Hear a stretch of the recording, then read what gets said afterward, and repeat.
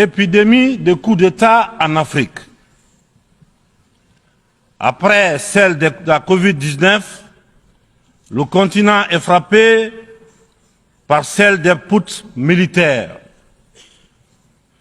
notamment dans les pays francophones du sud du Sahara.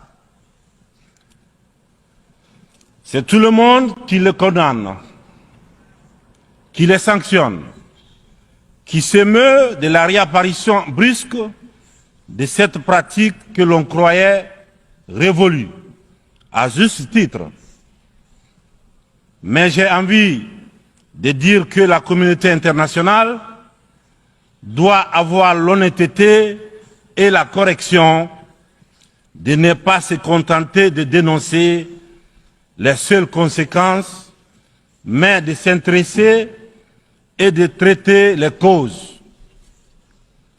Les coups d'État, s'ils se sont multipliés ces dernières années en Afrique, c'est bien parce qu'il y a des raisons très profondes.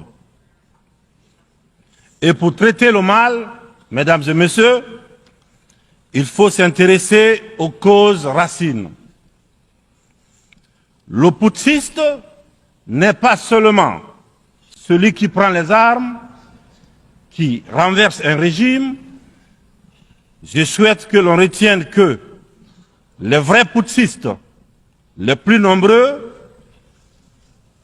qui ne font l'objet d'aucune condamnation, c'est aussi ceux qui manigancent, qui utilisent la fourberie, qui trichent pour manipuler les textes de la Constitution afin de se maintenir éternellement au pouvoir. C'est ceux en col blanc qui modifient les règles du jeu pendant la partie pour conserver les rênes du pouvoir. Voilà les putschistes les plus nombreux. Monsieur le Président, Mesdames et Messieurs,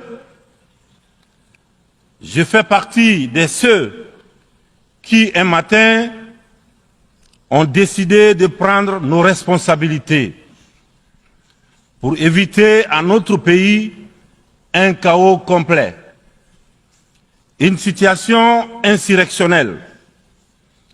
Aucune force politique, toute complètement neutralisée à l'époque, n'avait ni le courage, ni les moyens de mettre fin à l'imposture que nous vivions. La rectification institutionnelle à laquelle mes frères d'armes et moi avons pris nos responsabilités le 5 septembre 2021 n'était qu'une conséquence de cette situation de chaos qui avait fini par fissurer le tissu social et mettre à mal le vivre ensemble. Sans être exhaustif, nous pensons que les transitions qui sont en cours en Afrique sont dues à plusieurs facteurs parmi lesquels on peut citer les promesses non tenues,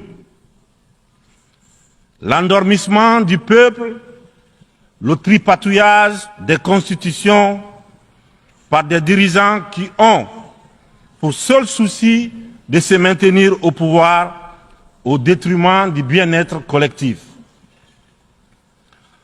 Aujourd'hui, le peuple africain sont plus que jamais éveillés et décidés à prendre leur destin en main. La mauvaise répartition des richesses crée des inégalités sans fin. La famine, la misère qui rendent le quotidien de nos populations de plus en plus difficile. Ces inégalités font partie des causes des événements qui mettent en péril surtout le vivre ensemble.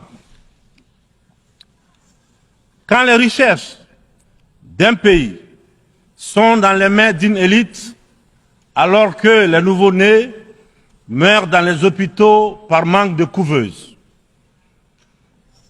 il n'est pas surprenant que dans de telles conditions, nous assistons à des transitions pour répondre aux aspirations profondes du peuple. L'Afrique souffre, mesdames et messieurs. Elle souffre d'un modèle de gouvernance qui lui a été imposé.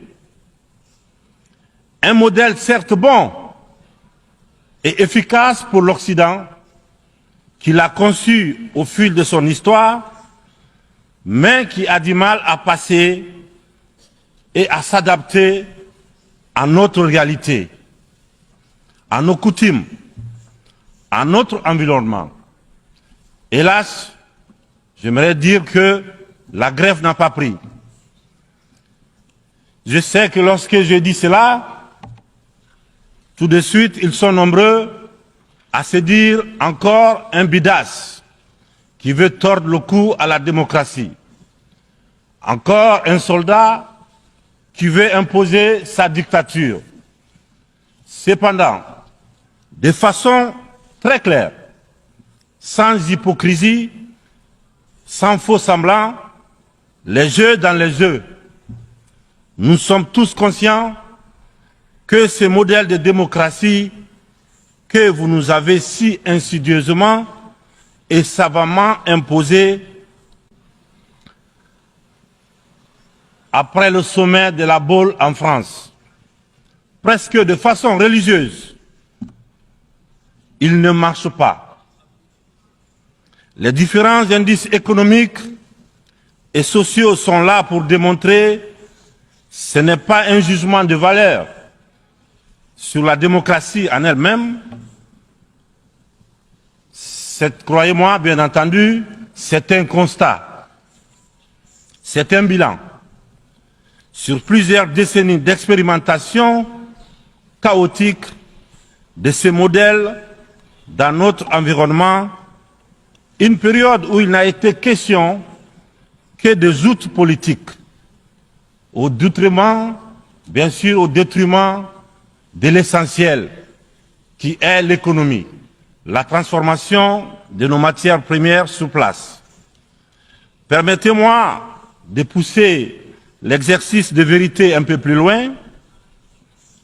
Avec ma courte mais intense expérience à la gestion d'un État, la Guinée, j'ai mieux mesuré